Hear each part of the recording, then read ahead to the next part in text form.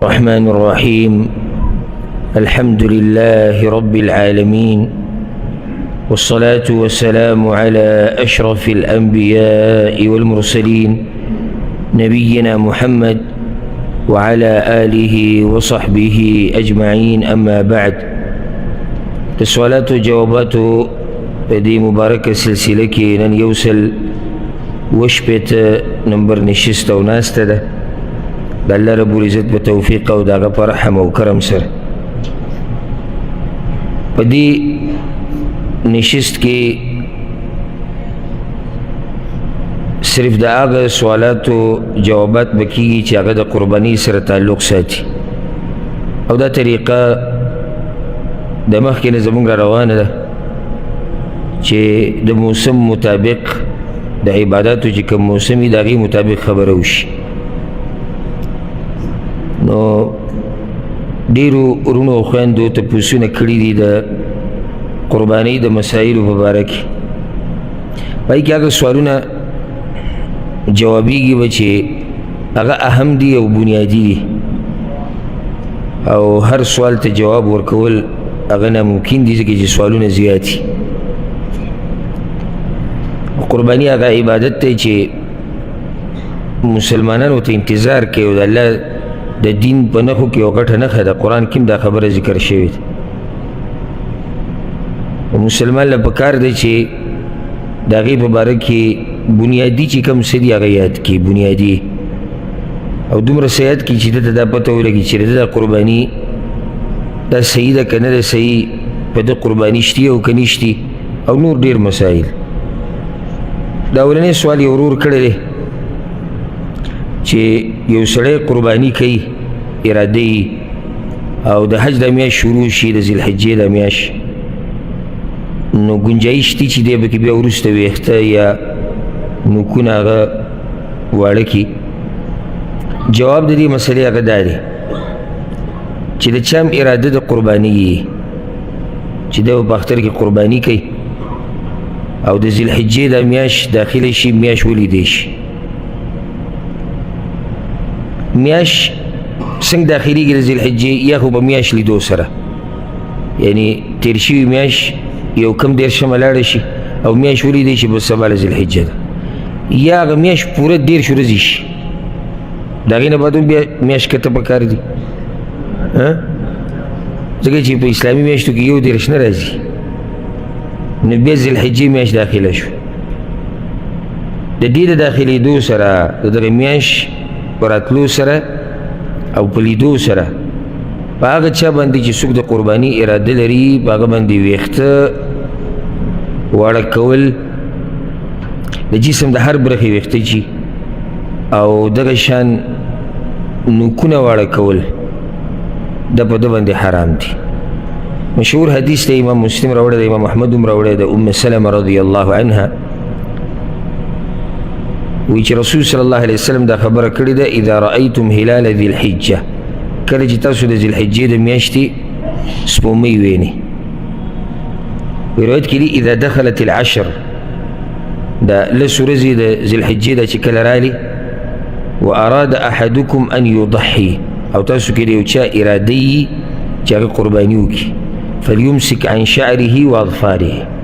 نو دې دې ځان بند کړي د ویښتو اغوستو نه او د نوکونو واړه کولو نه یو روایت کې اوس حدیث هم راغلی حتی یضحي د کوم وخته پورې حتی یضحي تر دې چې قرباني وکړي دا مسله شو اوس که څوک یعنې اول نه نیت نشته چې زه به قرباني کوم او د میاشتې 2-3 ورځې تېرې شوې 4 تېرې شوې 5 تېرې شوې بیا یې اراده شو چې زه قرباني کوم نو دغه ټیم نه بیا په دې ویښته او نوکونه نه لري مخکې چې څه کړي د هغې که دې نه رانیوې کېږي ځکه چې د نیت نه وکړی د قربانۍ بله مسله هغه دلته دا ده بل ورځ باندې یو کس تپوس وي کور ته ننوتم یو کس رایې تپوس وي چې چا د قربانۍ اراده او میاشت ولیدی شي دی بیا اجامت کوي یا څه دا کولی شي که نه ما اجامت څه خیال دی چې دا قربانیو کې بیا به اجامت کول حلال شي خو حرام دی خو حرام دی عجیبه دی چې کله ته په حج کې حاجیان ویني چې کله دوی د اختر په ورځ جمره وولي او بیا قرباني وکړي نو نایي ته به ناسي ګیره ورسره هم لرې کړي. دا اوس عجیبه حج دی. او ویجي موږ شیطان وویشتو غټ رالو. شیطان اصل شیطان ویشته هغه دا دي یعنی چې کوم زموږ نه شریعت هر ټیم غواړي هغه دا دي چې د شیطان نافرماني وکړي.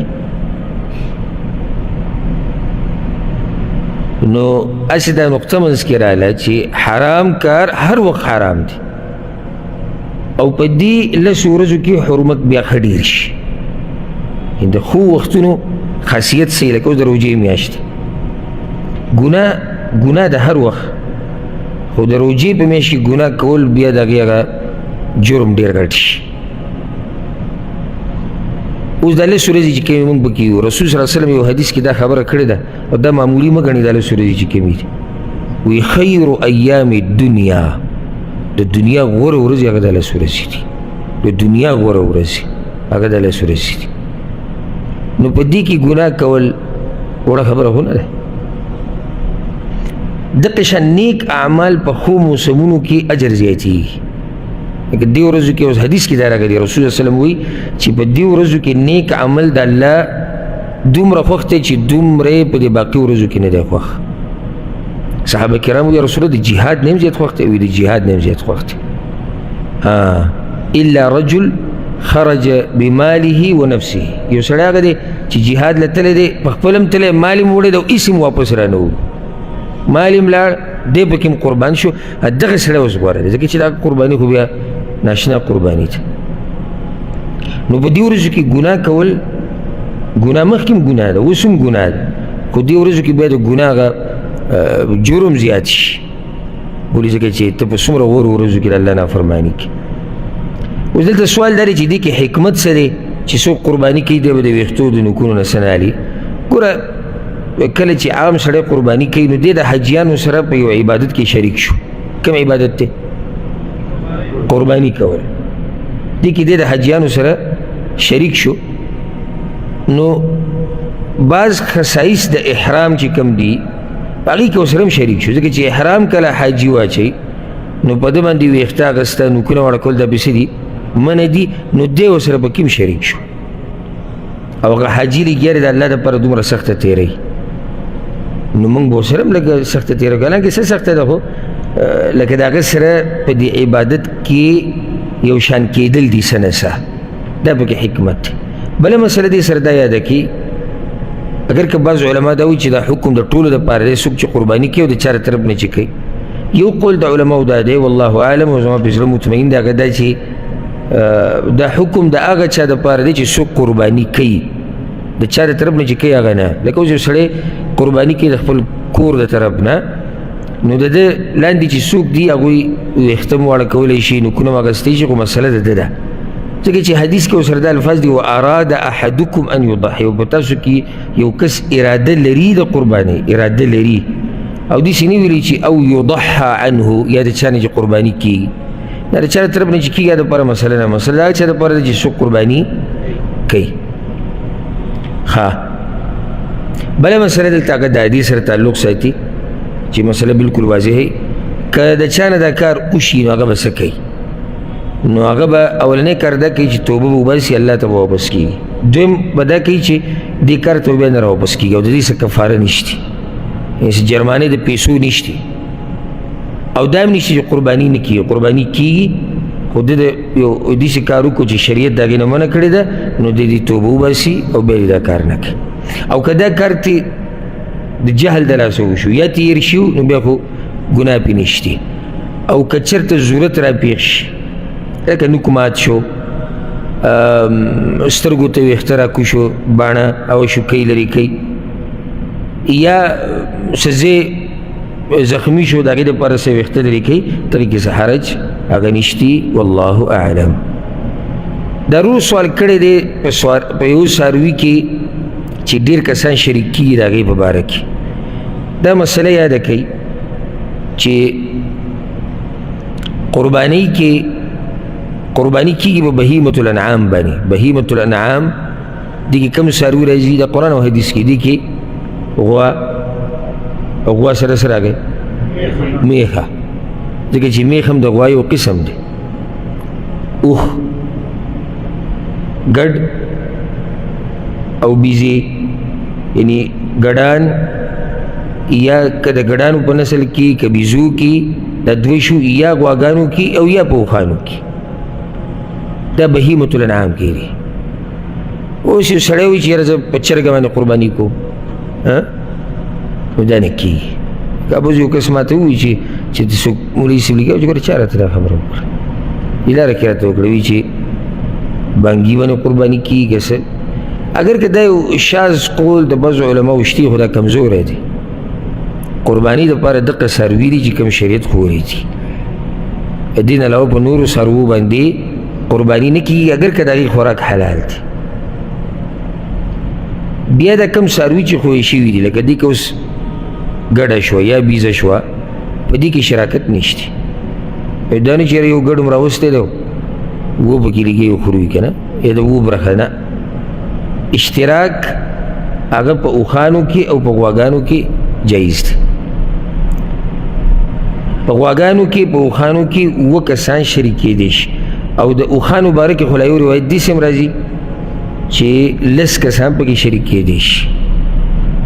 خو غواګانو کې یا میخو کې دې کې اووه کسان شریک کېدی شي، د اووه نه زیات نه، او د اووه نه کم شریک کېدی شي. دا مسله یاده کړه، کم سے کم هېڅ خبره نه ده.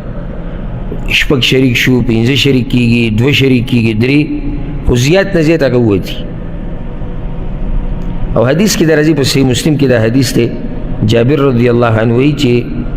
نحرنا مع رسول الله صلى الله عليه وسلم عام الحديبية البدنة عن 7 والبقرة عن 7. حدیبیه په کال وی منګه د رسول صلی الله علیه وسلم سره یو ځای قرباني کړې وه، څاروي ملال کړي، نو اوښ کې به هم اووه کسان شریک کېدو، غواګانو کې به هم شریک کېدو. او یو حدیث کې داسې هم راځي، امام ابو داود راوړی دی، رسول صلی الله علیه وسلم وایي البقره عن 7 والجزور عن 7. غوا د اووه کسانو طرف نه حلالولی شي، او دغه شان اوښانو. اوس اته پکې شریک کېږي، دا نشته. کم شریک کېږي هغه څه خبره نه ده. بله مسله، او دا ډېره اهمه مسله ده، ورور تپوس کړی چې د قرباني دپاره قرض اخیستل چې زه پې قرباني وکړم، دا به صحیح و که نه؟ دا مسله اول یاده کوي چې د علماو اختلاف دی چې دا قرباني واجب ده او که سنت ده، سنت مؤکده ده. کوم علماو چې ورته واجب هم ویلي دي که نه واجب، هغوی هم دا وایي چې دا واجب په هغه چا ده چې د چا طاقت وي، چې طاقت یې نه وي به قرباني نشته. الله دې تپوس نه کوي، لا یکلف الله نفسا الا وسعها. الله په یو نفس دومره بوج ږدي چې څومره اوچتولی شي. اوس د چا د قرباني طاقت نشته، نو الله دنه د قرباني تپوس نه کوي چې تا ولې قرباني نه ده کړې. نو هغه کوم مقصد د خبرې مې دا و چې کوم علما چې ورته واجب وي، هغوی به کوم څه شرط تړلی؟ څه شرط؟ چې طاقت وي، چې طاقت وي نو بیا به قرباني لازم ده. او دلته اوس سوال دا راغی بیا هم چې صحیح د یو سړي سره طاقت نشته، غوره دا نه دي چې دی د عبادت دپاره د چا نه پیسې راولي او ویې کړي. عبادت ته یې غواړي چې په دې کې شریک شي، او دا د یو مسلمان جذبه، خصوصا چې دینداره سړی هغه کوشش کوي چې ما به د عبادت کې برخه واخیسته. نو جواب د هغې دا دی، که چېرته داسې کسي چې دی قرضه واپس ورکولی شي، امید یې شته، مزدوري کوي، تنخوا ورته میلاویږي، یا جیدادي دی یا دوکان دی، هر څه چې دي ورکولی شي قرضه، نو بیا خو مستحب دي، غوره طریقه ده. عبادت کې شریک کېدل دي او طاقت د هغه شتي، یا دغه ټیم کې ورسره پیسې نشته، خو امید دی چې نږدې وخت کې پیسې پیدا کېږي، ورکوي. نو بیا داسې ټیم کې که قرض راوالي، الله به له هغې اجر ورکوي. خو که چېرته داسې سړی چې د امید د قرض د ادا کولو نه وي، غریب دی، فقیر دی، څه مخې ته نشتي، نو بیا دله نه ده پکار چې قرض راوالي. ځکه چې قرض به راوالي په یو داسې عبادت کې چې هغه په ده باندې لازم نه و ځکه چې طاقت یې نه و خو الله نه و لازم کړی او طاقت نه او د قرض راوړو په ځان باندې پردی حق او بیا هغه ادا کولی نه شي او دا قرض ادا کول لازم دی واپس نو داسې ټیم کې ولا بیا قرض اخیسته هغه نه دي پکار کوم ټیم کې قرض راغستی شي چې امید د وفایي چې زه به وفا مطلب دا قرض به واپس ورک امید یې په دې دی چې یا خو مزدوري کوي لګیا دی کار اشتي یا تاجر دی جیدادي دی مالدار دی خو دغه ټیم کې اوس فی الحال پیسې هغه نه وي نو بیا قرض راغستی شي دا ورو سوال کړی دی چې په یو سړی مسافري او په خپل ملک کې قرباني کوي یا دا سوال داسې واله زه به داسې وایم چې یو سړی په خپل ملک کې دی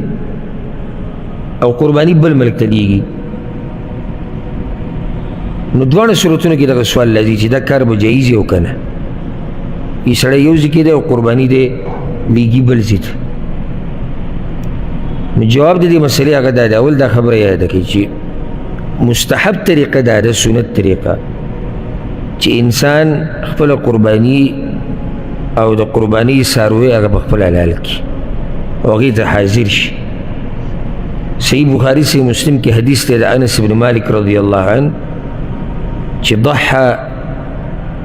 بكبشين أملحين فرأيته واضعا قدمه على صفاحهما يسمي ويكبر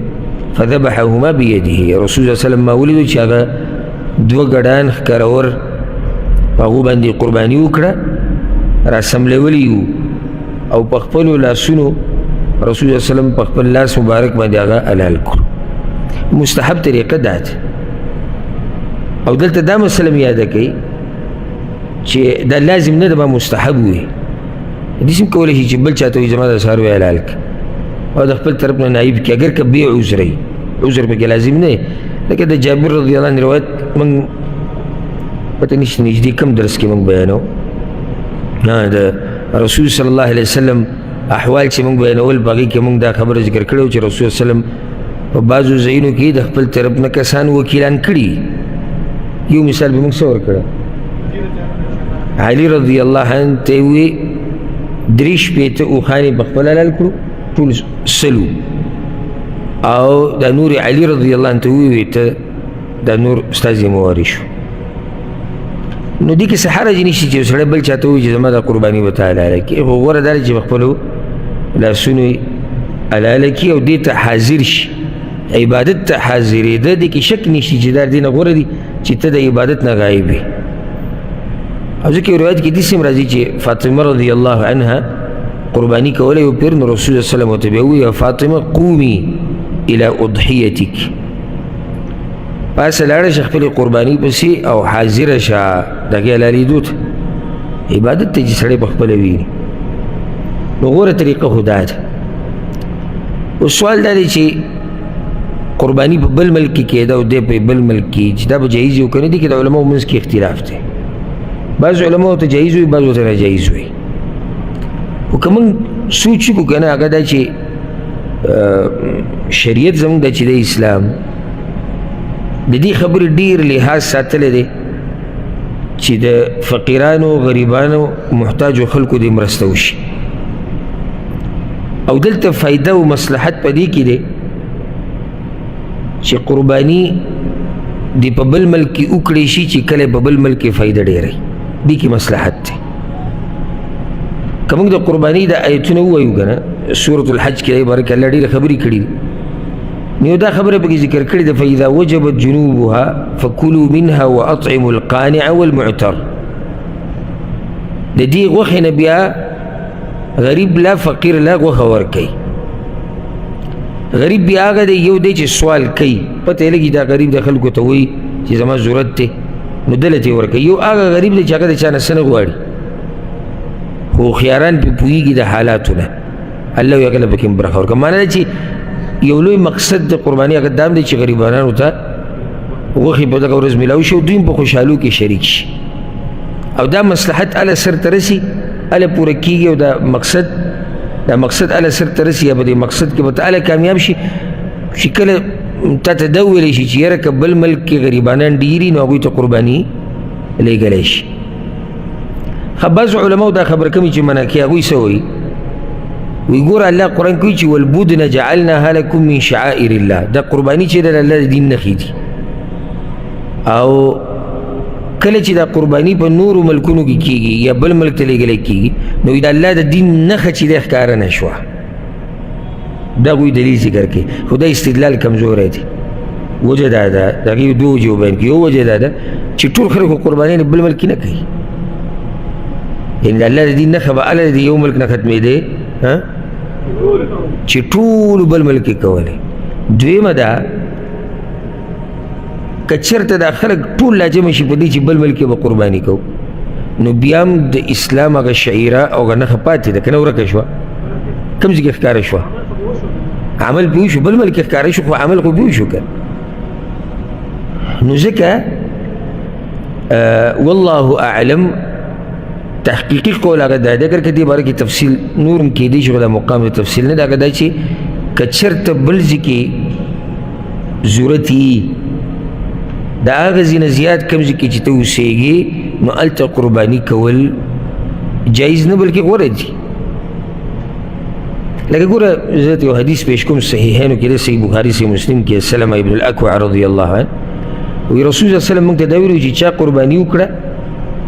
د 3 ورځو نه اخوا به د ځان سره دا غوښه نه ساتي. اوله کې دا حکم را روان کال وی صحابه کرامو ته پوښتنه کوي چې یا رسول الله نفعل كما فعلنا العام الماضي یعنی دې کال هم دغه مسله ده کوم چې تېر شوي کال له چې 3 ورځو نه بره به غوښه نه ساتو. وی نه كلوا واطعموا وادخروا پخپله ترې وخورئ نورو باندې هم وخوروئ او ځان له کېدی یم اجازت یې ورکړو. ولې علت یې ذکر کړو وی تېر شوي کال غریبي ډېره وه نو ما دا غوښته چې تاسو د خلکو سره په دې غریبۍ کې مرسته وکړئ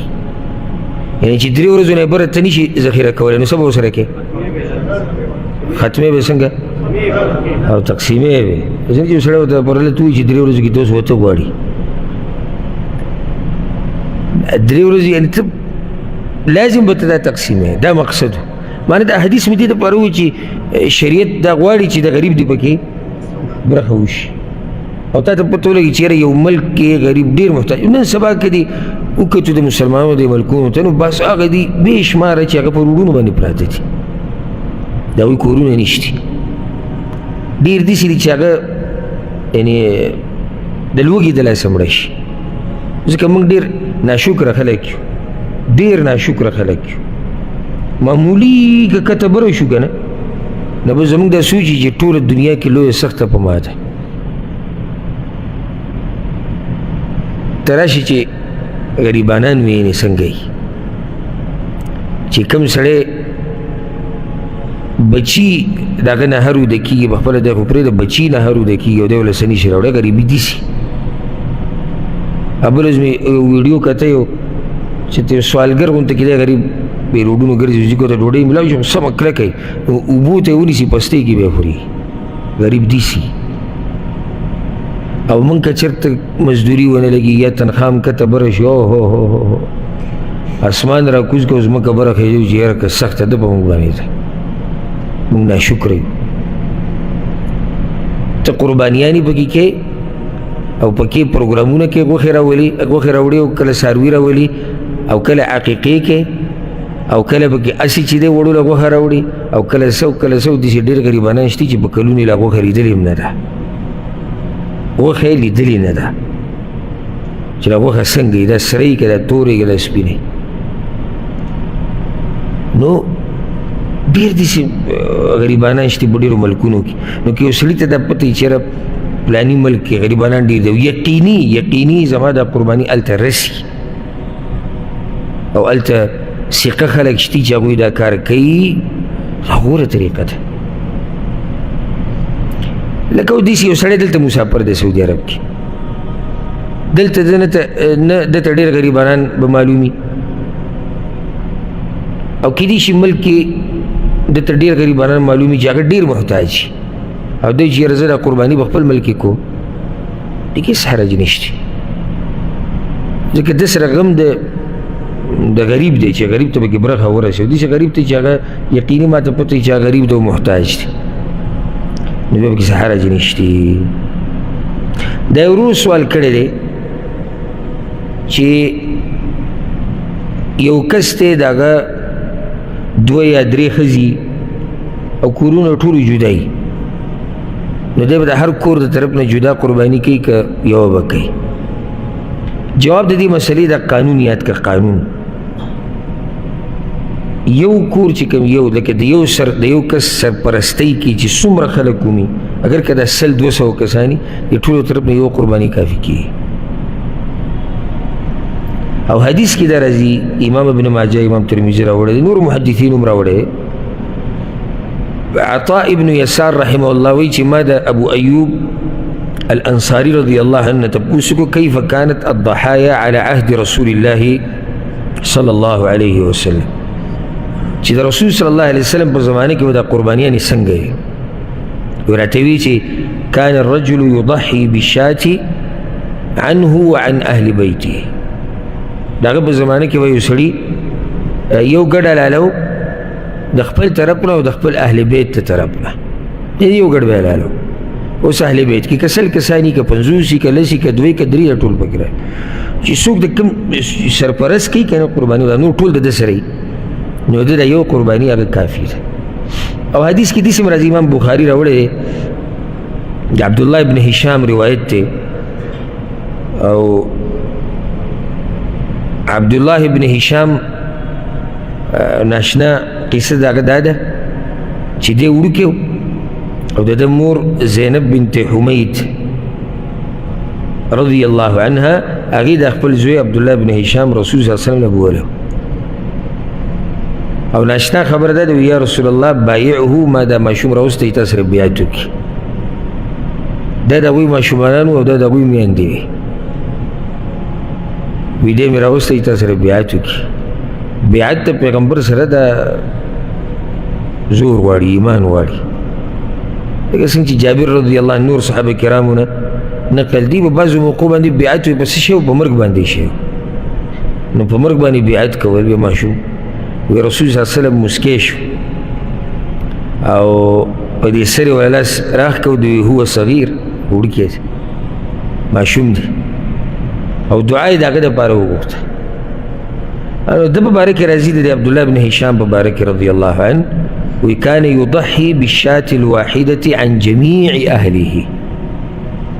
ده به یو ګډه لالو د خپل ټول کور د طرف نه نو سرپرست یو قرباني کې ټولو طرف نه کافي دی او که یو سړی وي چې جدا جدا کوم خیر د خیر خو چې څومره ډېرې غوره ده لکه اوس ښځه وایي زه ځان له قرباني کوم جدا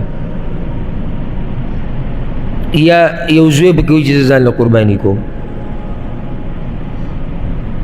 داسې بل یو پکې ادب اهل کې څوک وایي زه ځان له قرباني کوم دا خو د خیر کار دی شر خو نه دی ګنجایش پکې شته او چې څومره خیر ډېرېږي دومره غوره دی نور مسله دا ده چې یو لکه د سړی یو سړی دی د هغه 2 ښځې یا 3 ښځې کورونه یې جدا دي د ټولو سرپرست یو دی اگر که کورونه یې جدا دي ها یو کور هغه جدا کېدی لکه مثال کې اوس رونه دي د هغوی کورونه جدا دي یا نغري جدا دي خرچې جدا دي نو دوی په یو قرباني اکتفا نشي کولی دا به هر یو ځان له قرباني کوي ځکه چې د دې یو د ښځه او بچي دغه بل په اهل کې نه شمارلی کېږي چې د دغه اهل دی اهل بیت چې ورته نه هغې کې نه راځي خو که اوس دا ټول وروڼه یو ځای اوسېږي شریک دي او پلار یې قرباني کوي صحیح ده بیا یو قرباني کافي ده او که دوی جدای جدا مطلب چې دوی خرچ خوراک هغه جدای نو بیا به هر یو جدا قرباني کوي والله اعلم دا یو روز سوال کړی دی وایي زمونږ خپلوان دي د اختر په 2مه ورځ د هغوی د بچي واده دی نو هغوی وایي چې موږ به غوالو یا میخه نو موږ ورسره شریک کېدی شو په نیت د قربانۍ د هغوی نیت ته څه دی د ولیمې دی او د دوی نیت څه دی د قربانۍ دی نو دا کار جایز دی او که نه او په دې باندې موږ ته ثواب میلاو شي او که میلاو نه شي اولنی مسله دلته هغه دا یاده کړي د ولیمې خبره وکړه نو دا ورسره یاده کړي چې ولیمه کې سنت طریقه دا ده چې خوراک هغه خلکو ته ورکړی شي دا شکر ویستلي د الله بله مسله د دې څه حد نشته چې کم سے کم په څه باندې ولیمه کېږي که د عوامو په زړه کې دا ده چې ولیمه کې به لازم غوښه او وریجې د یو سړي طاقت دغه کېږي چې سالن پوخ کړي او ډوډۍ ورسره وباسي نو ولیمه وشو یو سړی د چرګ طاقت لري چرګ یې راوړی ورسره وریجې دي ولیمه وشو نو دا د عوامو په ذهن کې دا چې دي که به لازم غوښه وي لازم به غوړ غوړ دیګونه نه سبا خو شوبازي هم ډېره کوي نو لازم نه ده چې دې کې یو سړي څومره طاقت ته څه نه څه دي وکړي ولیمه مستحب طریقه ده او د ورور دا مسله هغه ده چې موږ د هغه سره په څاروي کې شریک کېدی شو او که نه نو دا خو موږ ووایو چې په غوا کې په میخه کې 2 کسان شریک کېدی شي اگر که په دې کې بعض کسان د قربانۍ په نیت نه وي د غوښې په نیت وي برخې خو ما قوي دي که نه ونه خو نه زیاتېږي ها ونه زیاتېږي ده ته د برخه پوره میلاوېږي دا څوک چې قرباني کوي نو که په دې کې بعض کسان دې دپاره شریک شوي دي چې یاره ولیمه پرې کوو یا ځان لی خوري یا د خرڅولو دپاره یو سړي پکې برخه دې دپاره اخیستې ده چې زه به خپله غوښه وړم او زه به یې خرڅوم خرڅه دي کې هېڅ خبره نه ده ته د برخه میلاو شوه او ده د خپلې برخې نیت ته قرباني کړه نو دا جایز دي دې کې څه حرج هغه نشتي والله اعلم ښه دا ورو سوال کړی دی چې زه د خپل طرف نه یو کس وکیل کم چې هغه زما د طرف نه به بل ملک قرباني کړي لکه هلته مسافر چې دی وایي زما د طرف نه هلته قرباني وکړي یا یو کس داسې ملک کې دی لکه هلته خو اختر اکثر پاکستان کې اکثر اختر چې دی هغه د سعودي د اختر نه یو ورځ لیټي داسې ملک کې دی چې هلته ته یو ورځ مخکې دی داسې هم کېدی شي لکه اوس یو سړی پاکستان کې دی او وکیل کوم ځای کې دی سعودي کې دی او ده ته وایي ته زما طرف نه ته قرباني څاروی واله او ته حلال کړه سوال دا دی چې دا ټیمونو کې اختلاف دی نو دا وکیل سره چې کوم د اختر ورځ ده هغه کېدی شي د هغه څوک چا طرف نه چې قرباني کوي د هغه سره د اختر ورځ نه او کېدی شي هلته د اختر ورځ او دلته لا نه نو که دا مخکې وروسته شي دې کې څه حرج شته او که نه جواب د دې مسلې هغه دا یاد کړئ اول خو دا مسله یاده کوي چې دا جایز دي چې یو مسلمان په قرباني کولو کې د خپل طرف نه څوک وکیل کړي دا جایز دي او لږ ساعت مخکې ما دا وایي چې غوره څه ده چې په خپله حلاله کړي او په خپلو ته حاضر شي دا غوره ده که څوک یې بل چا ته حواله کړي نو دې کې څه حرج نشته خو دا مسله ورسره یاده کوي چې د قربانۍ محدود وخت دی محدود شروع کېږي او ختمېږي چې هغه شریعت ټاکلی هغه زما او ستا په مرضۍ نه دی شروع کېږي د کوم وخت نه حدیث د براء ابن عازب رضی الله عنه په صحیح بخاري صحیح مسلم کې رسول صلی الله علیه وسلم وایي ان اول ما نبدا به فی یومنا هذا ان نصلي موږ اولنی کار د اختر په ورځ دا کوو چې د اختر منځلی شو ثم نرجع فننحر بیا چې موږ راشو موږ قرباني کوو من فعله فقد اصاب سنتنا چا چې دا کار وکړو نو دې سړي رسول صلی الله علیه وسلم وایي زموږ په طریقه عمل وکړو ومن ذبح قبل او چا چې د منځه نه مخکې څاروی حلال کو فانما هو لحم قدمه لاهله دا غوښه ده راوړې د کور ته ساده غوښه ده لیس من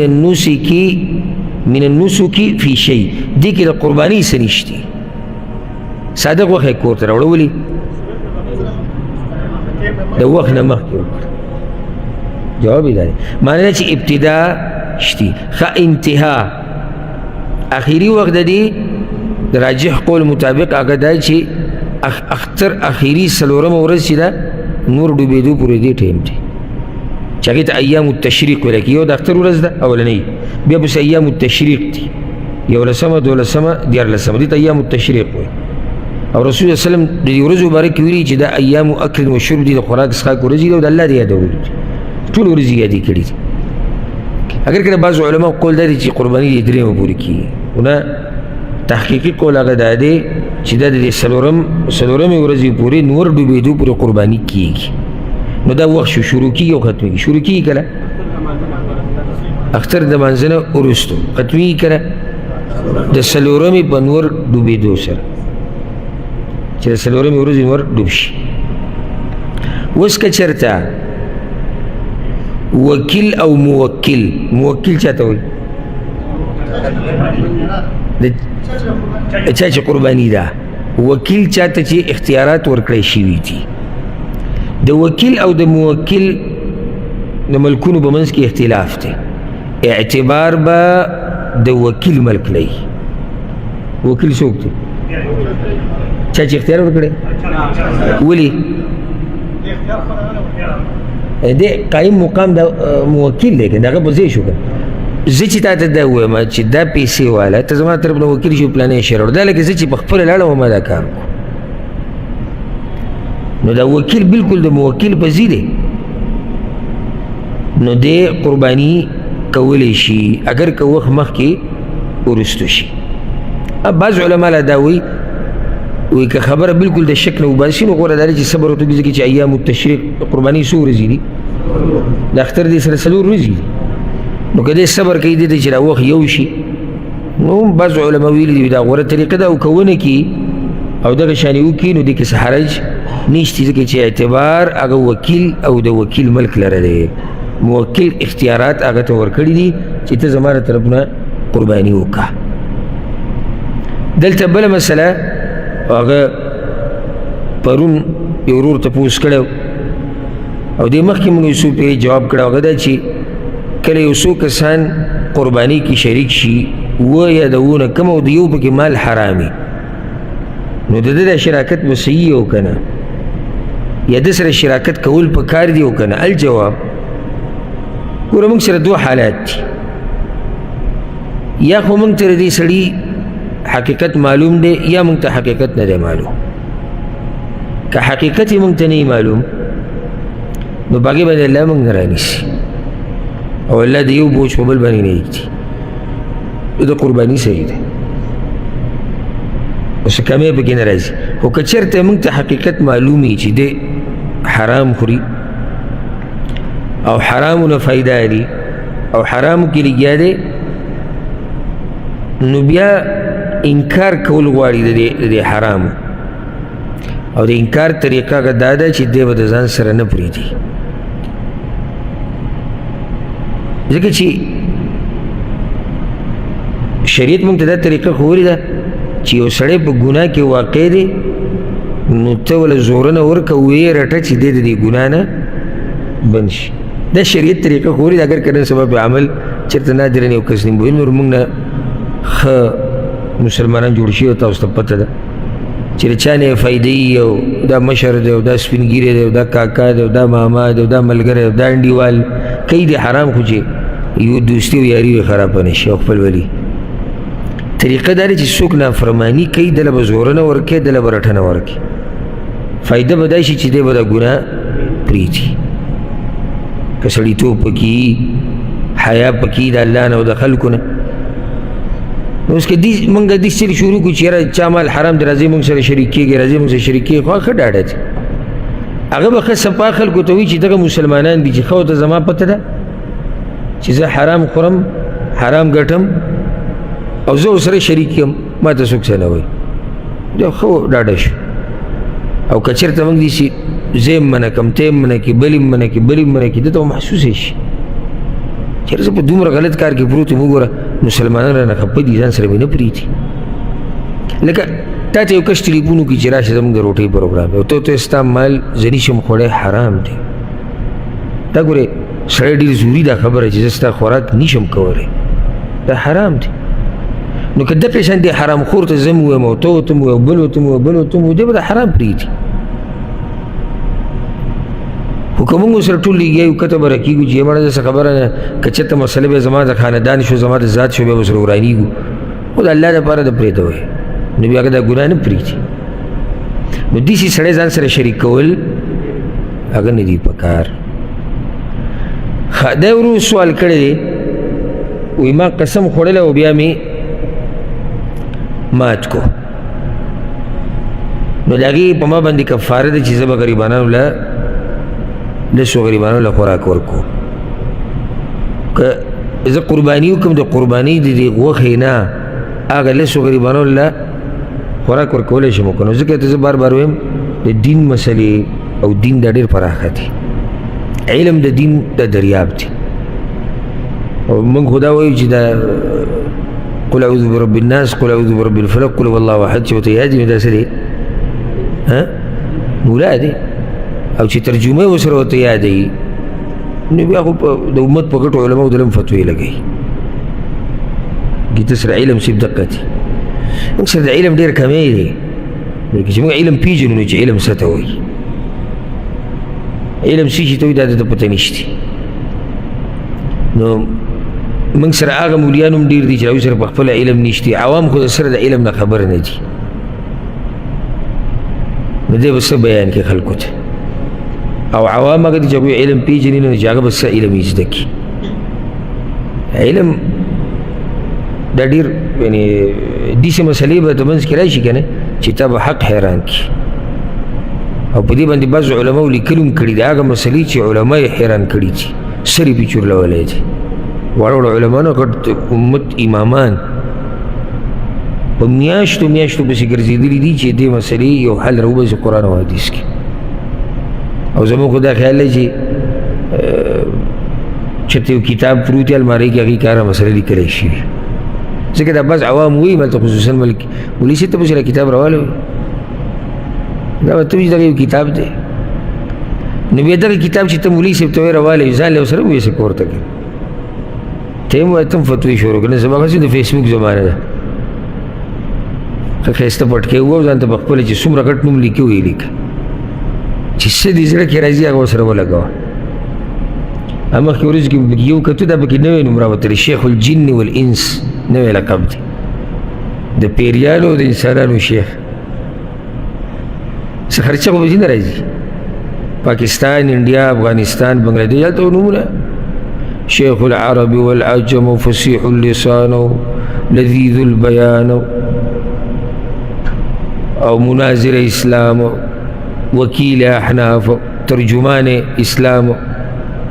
او دا لګي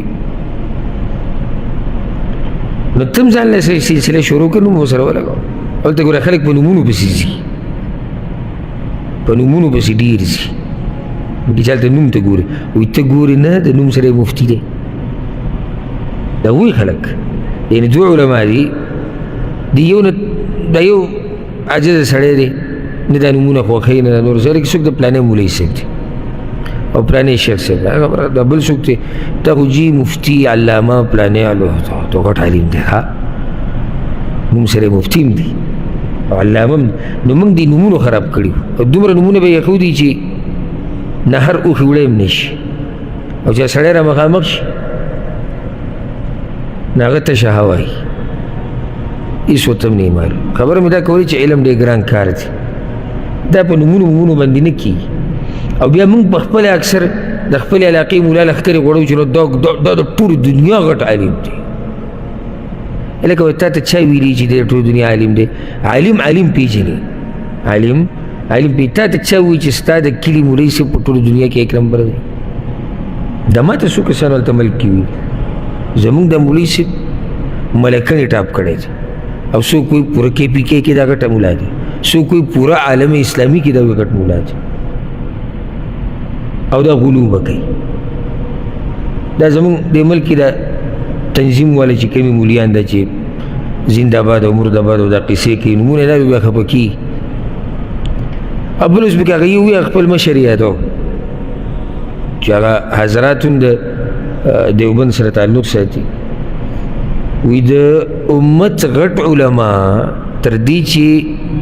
د سعودي عرب د غټ مفتیان او قاضیان او د حرمینو د امامان چې دوی ته کله څه مسله راشي نه پوهېږي بیا نو ده ته رجوع کوي او هغه د قرآن تلاوت صحیح نه ورځي نو ته به حیران شي چې اخر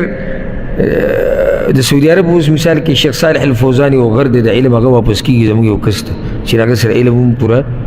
نشته غلو نه د پکار یو سړي چې کم حقیقت دی کم حق دی هغه ول ورکول پکار دي نه بره نه کته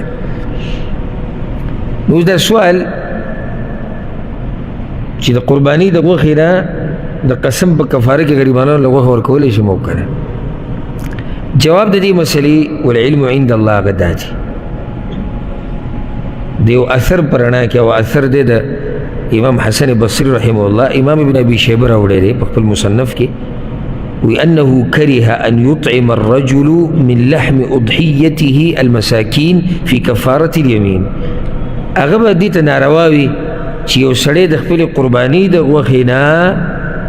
د قسم په کفاره کې غریبانو له غوښه ورکوي وجه دې څه ده دا قرباني دې د چا دپاره کوي د الله دپاره کوي نو څنګه اوس دې په دې باندې ځان دی بل واجب کار نه بچ کوي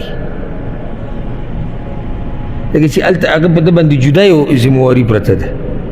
نو دی وایي چې راشه په یو غشي باندې به دوه ښکاره وکړو نو د دغه اثر په رڼا کې دا کار مناسب نه دی والله اعلم ښه دا ورو سوال کړی دی او دا سوال په مخه کېږي چې قرباني درې برخو ته تقسیمول پکار دي که څلورو ته پکار دي که دوو ته طریقه دا د شریعت چې کومه ښوولې ده چې په خپل هم د دې قرباني نه وخوره هدیه ته هم ورکه غریبانو له صدقه هم ورکه هدیه کې دا نشته به لازم غریب له ورکه هدیه مته خو هدیه ده ته مالدار له هم ورکولی شي خپلوانو کې چاله ورکړي او قرآن کې الله دا خبره ذکر کړې ده فکلوا منها واطعموا البائس الفقير په بل ذکر فکلوا منها واطعموا القانع والمعتر رسول صلی الله علیه وسلم سوی کلوا وادخروا وتصدقوا خوریتی ځان له کېدی او صدقت یې مو کوي دا په صحیح بخاري صحیح مسلم کې هم دا روایتونه دي خو بیا علماو په دې کې تفصیل کړی دی چې دا څومره پکار دی څومره ته خوراک پکار دي څومره صدقه ده څومره هدیه ده او دې باره کې آثار شتي د صحابه کرامو چې هغوی دا ویلي دي چې او مشهور هم دقه ده چې قرباني درې حصو ته کا تا کله څاروی حلال کو دا غوښه ټوله څو حصو کې کا درېو کې کا یو حصه ستا شوه بله یو دویمه حصه د ملګرو د خپلوانو هدیه شوه درېیمه د غریبانانو شوه دې باره کې د صحابه کرامو آثار شتي نو غوره طریقه هغه دا ده غوره طریقه دا ده او چې غوره ووایو نو څه مطلب شو یعنی که چا درې حصو ته تقسیم نه کړه نو ګنهګارېږي نه خو د امت دا طریقه د پخوا نه را روانه ده په تاسو کې دي کې د صحابه کرامو آثار دي رسول الله سلام خو ویلي ویې خورئ ځان له کېدی او صدقه ورکوئ خو آثارو کې بیا دا چې دا درې حصو ته تقسیم کړو دا غوره طریقه ده او ګوره مقصد هم دې کې دا دی خوشحالي ده نو یو خو غریبانانو هم خوشحاله که په دې چې تا پې صدقه وکړه خپلوان ملګري په دې خوشحاله که چې تا وله تحفه ولېږله چې میم زرمه ټوله زما او ټوله دې فریزر ته ویشتي او بس ما لیدلي شپږمه میاشتې بد ته هم رالي دغه د واورې دا چمې راغستی او دا ډېره برکتي غوښه ده خود برکتي دی تا یې ښودې ته یې را مخامخ که چې دا برکتي غوښه دې ختمېږي که نه تو خو راوباسه بهر ته نو کله به د هغې نه سوړ بین هم روان شوي دا ډېره برکتي غوښه ده لکه دا د اختر ورځ ده د خوشحالۍ ورځ ده ځان له بیا راوړي روي باسه دې ورکړه دې خلکو له ورکړه چې ویې خوري غریبانان دي چې خوشحاله شي ملګري دي خپلوان دي چې خپلوري ورسره مزېداره شي تازه شي او په خپله تیم وخوره او بچو له یې هم ورکړه نو دغه ورځ د حساب کتاب نه ده چېرې څومره ترې ولګېده او څومره یو نیم سړي کور کې دقه کاري تر دې چې بس پکې ټماټر وشماري نن دوی څو ټماټر وراچولي او نن دوی څو پیاز واړه کړي ده غوښه خو لاړه پرېږده چې ویې خوري دا واړه او دا خپلوان او دا خلک د الله دپاره دې څاروی حلال کړی دی او داسې د الله دپاره حلال کړه چې پرې خلکو یې داسې وشیندي تقسیم یې کړي او بچو له تیم برخه ورکړه ته تیم وخوره. اصل کې مقصد یعنی مغز یا که داسې تعبیر وکړم غلط به نه چې فلسفه څه ده نو هغه دا ده. اولنۍ خبره چې موږ کې تقوا راشي، قرباني موږ دې ته راسه کوو چې موږ کې څه راشي؟ تقوا راشي. نو دویمه چې غریب پکې خوشحاله شي، خپلوان پکې خوشحاله شي، بچي کور والا هغوی خوشحاله شي. دغه اصل مسله ده. بل یو ملحد ورکړي وی بیا مسلمانانو ته د وینو تویولو موسم وی راغی، څومره ظالمان دي وی دوی، څومره غریبانان عجز څاروي په کروڑاو به دوی د اختر په ورځ حلالوي. دا وی ظلم نه دی؟ د ملحدین بالمرصاد ناسي ښه بالمرصاد. نو دومره کم عقلان دي چې هغه مسلمانان کوي چې حلالوي نو هغوی خو پکې دا برخه ورکوي چې دا پکې دا غریب ده او دا د ملګرو ده. ته اعتراض په دې هوټلو باندې ولې نه کوې چې سحر ماښام پکې د څاروي حلالولی کېږي؟ دا خو انګرېزان هم حلالوي که نه؟ صرف مسلمانان خوري غوښه؟ انګرېزان هم خوري. په هغوی ولې اعتراض نه کوي؟ ځکه چې دغه دوی نیکونه دي خو دې ته پراته دي. دا دغو د یو پروګرام دی د انګرېزانو کال کې یو ورځ راځي یو بل په ټماټر ووري کېدای شي تاسو کتلی وئ یو بل په ټماټر ووري نو 100 ټنه ټماټر دا په هر علاقه کې یو بل په ووري او یو ملحد اعتراض نه کوي چې دا ګوره دا خوراک شی تاسو یو بل ولئ. یا داسې نور ډېر شي د خبره به رانه اوږده شي. ما مقصد د ملحد د خبرې تفصیلي جواب ده، غواړي اشاره مې کوله چې د ملحدین په څوکۍ ناست دي چې په څه طریقې سره به په اسلام باندې اعتراض کوو. الحمدلله په دې کې څه د اعتراض داسې اعتراض نشته چې د هغې د جواب ونه شي. ښه په دې مسله خو پوه شوئ که نه؟ دا یو ورور سوال کړی دی، ډېر ښکلی سوال یې کړی دی چې تصویران د قربانۍ نه ویسته څنګه دي. که زما د جواب نه مخکې زه د هغه خلکو په ژبه جواب ورکړم کومې چې ته وباسي نو هغه به دی چې د دې نه بغیر خو خوند نه کوي. هغه څه قرباني شو چې تصویر یې نه وي او په فیسبوک باندې نه وي، هغه څه قرباني شو چې هغې ته ما څاروي ته خپو ته چې دی ګنګړي اچولي او ټلۍ ورته پرته یو په دې کوڅو کې تاویې راتاویې او ته بوځي او بلې چې خلک خو ویني که نه لګي شوشاخ هم کول غواړي که د دې بعضو به جواب دی والعیاذ بالله نه دا د الله دپاره دي. د بعضو نه ډېرو خلکو سره ملک کې چې ته وګورې غوجلي د څاروو که نه خو د قرباني د څاروی کوم ځای کې ولاړي دی ولې بهر ولاړي چې خلک وینې رایي نو بیا دغه بعض کورونو کې روان وي پلانو چې دغه څاروی داسې ده هغه داسې ده یاره دا دې په څو واخیستو دا په دا لس ورځې تقریبا دغه یو باس رواني چې دا په څو دا ښه دی او دا پنجاب نه راغلی دا کتې نه راغلی دا برې نه راغلی دا عبادت چې څومره پټ وکړی شي دومره غوره دی او د کوم رب دپاره چې کې هغه ویني هر څه که نه که نه الله ته تصویر ښې هغه هر څه دا زه او دا زمونږ غوا یاره دنیا کوم ځای ته ورسېده او موږ له په دې سړي له حیا هم نه ورځي چې عبادت ته کوي د غوا سره ولاړې تصویر میخې سره تصویر. نن مې یو دغه وکتو یو پوسټ چېرته یو کس د انډیا نه وي پیاده راغلی دا پیاده والا ډېر شوي دي نن سبا دوی مې یو ټوغه جوړه کړې ده پخوا به دا رښتیا و یو کس یې پکې نیولی مو تېر شوي کال کو مخکې هغه به باقاعده ګاډي کې ګرځېدو خو چې کله به دا کیمرې ومرو ټیم راغی یو بیا پیاده سره داسې داسې روان شو وایي دا غریب را روان دی اوس ایران ته واوړېده اوس پلاني ته واوړېده دروغجن چې ونیوی شو هغه به په ګاډي کې تو چې د چا دې تصویر کړی و پټ الغرض دا اوس د انډیا نه پکې یو راغی نو هغه ځان سره د انډیا نه کیمرمین هم راوستی دی نو حرم کې ناست دی د کعبې ته مخامخ دوا کوي او کیمرمین ورته مخامخ دقه شان ناست دی لاسونه یې داسې کړي دي دقه شان داسې او هغه دا لاسونه داسې ما سوچ کوو یعنې حیا نه ورځي سړي له چې د ته دې کور ته وګوره د دې هغه عظیم رب ته وګوره چې د هغه دپاره راغلی چې دلته ته تصویر وباسي وډو قرباني دا د فیسبوکونو د ټیک ټاکونو او د یوټیوب شی نه دی چې تا تصویران بل ورخې چې ولي دی زموږ څاروی دا دی ولاړله او بلو ته مبارک شو په څو دې اخیستی دی او په دومره او په دغه او په دې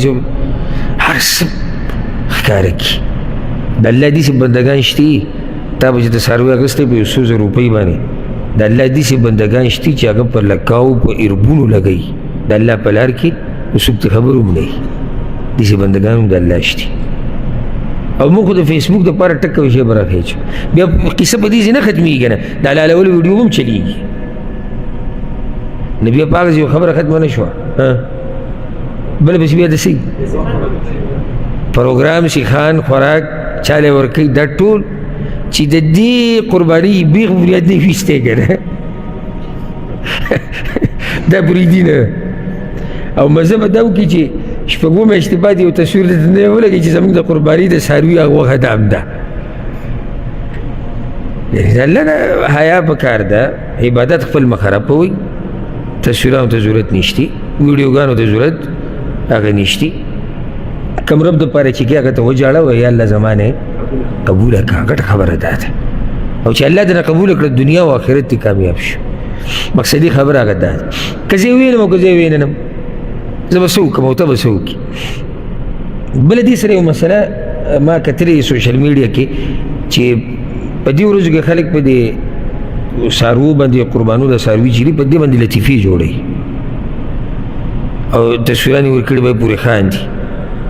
نو دا ناروا طریقه ده عباداتونه ګوره څوک لطیفې نه جوړوي عبادات د مسخرو او د مذاق خبرې نه دي چې ته کله په څاروي پورې مذاق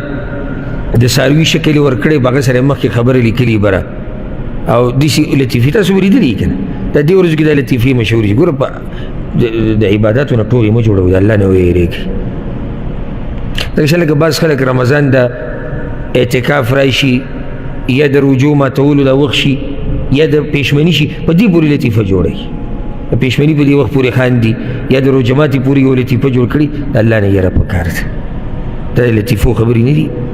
دا خو د الله عبادت دی نو په دې کې احتیاط هغه پکار دی ځکه چې دا عبادت دی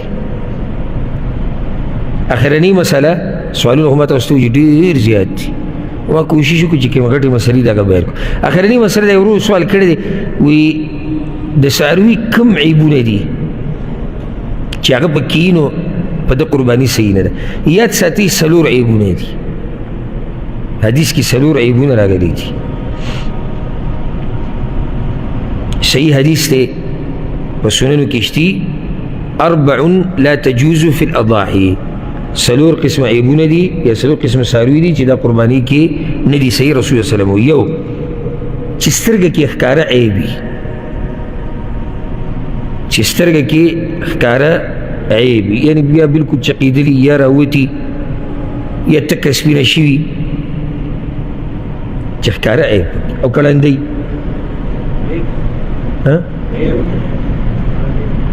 ګوري کم عیبونه چې ذکر کیږي چې کم ذکر شو نو ته په خپله پوه شې چې له دې نه زیات یا خو پکې دننه راغی دویم چې کم عیب دی ښکاره مرض ښکاره مرض او پټ مرض دی څوک ته خبر نه وي ښکاره مرض چې د هغې د لاسه پته لګي چې یاره دا څاروی نه واښه صحیح وخوري نه اوبه صحیح څکي او داسې نور بعض اثار نو په ده قرباني نه کېږي ها او دغه شان دریم عیب دی ښکاره چې دا څاروی ښکاره ګوډي ګوډ کله دی روانې د نورو څارویو سره پته پکې لګي شاته ترې پاتې کېږي او که خپې بلکل نه وي هغه د دې نه زیات عیب دی یعنې اوس څوک دې دا نه وي چې یاره حدیث کې خو ګوډ راغلی دی حدیث کې خو دا نیسي چې خپې پورې نه وي موږ چې کوم څاروی راوړی دی هغه کې صرف دقه عیب دی چې خپې نشته او د ذکر خو حدیث کې نه دی راغلی نو چې تا ته شریعت دا وایي چې په ګوډې مه کوه نو چې خپې نشته په هغه څنګه کې څلورم عیب هغه کمزورې څاروی چې د اډوکو د منځ د مغز هم ختم شوی بلکل کمزور او د اډوکې او ښکاري او پختۍ راوتي هېڅ پکې نه وي نو په ده کې څه ته دا 4 عیبونه شو د دین علاوه اوس ګوره غوږ کې عیب وي پرې شوی سوری شوی لکۍ کې عیب وي نو غوره دا ده چې په دغه څاروو دې قرباني ونه شي، یاده کوي غوره دا ده، او که چا پرې وکړه نو قرباني صحیح ده. ځکه چې حدیث کې دا څلور عیبه راغلي د دې، یعنې په دې نه کېږي چې دا عیبه پکې چې غوږې پرې یا یې لکۍ پرې یا دې نه بل عیب پکې، نو غوره دا ده چې قرباني پرې ونه شي. ولې؟ ځکه چې د الله دپاره یو څاروی ورکوي چې ښه پوره څاروی ورکړي، خو که چا داسې څاروي باندې قرباني وکړه چې د هغه لکۍ پرې شوې ده، ښکر یې مات دی،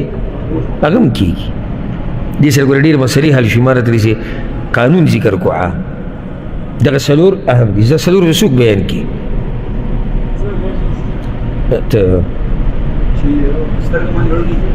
نه اړون باندې دی ویلي چې سترګه کې ښکاره عیب وي او چې ښکاره ګوډ وي، کمزوری، ښکاره بیماري، ښکاره بیماري. او دا ښکاره ټکي چې څنګه وایو که چېرته پټ څه عیبونه چې هغه نه ښکاري نو په هغې الله موږ نه رانیسي. بعض عیبونه دي چې پټ هغه موږ ته صفا نه ښکاري، وروسته بیا پته ولګېده چې یاره غوښه کله څاروی حلال کړو دغه کې یاره دې کې خو دا مسله مو پټه، هغې کې څه حرج نشته. په دې به اکتفا وکړو. او الله سبحانه وتعالی دې څوک چې د قربانیانو اراده چا لرلې ده الله دې هغوی له طاقت ورکړي، او د چا چې اراده نشتي دا چې طاقت یې نشتي نو الله دې هغوی له طاقت هم ورکړي. او الله دې د قربانیانې د مسلمانانو چې کېده دې الله ټولې قبولې کړي، او الله دې خالص د خپل ځان دپاره وګرځوي. وصلی الله علی نبینا محمد.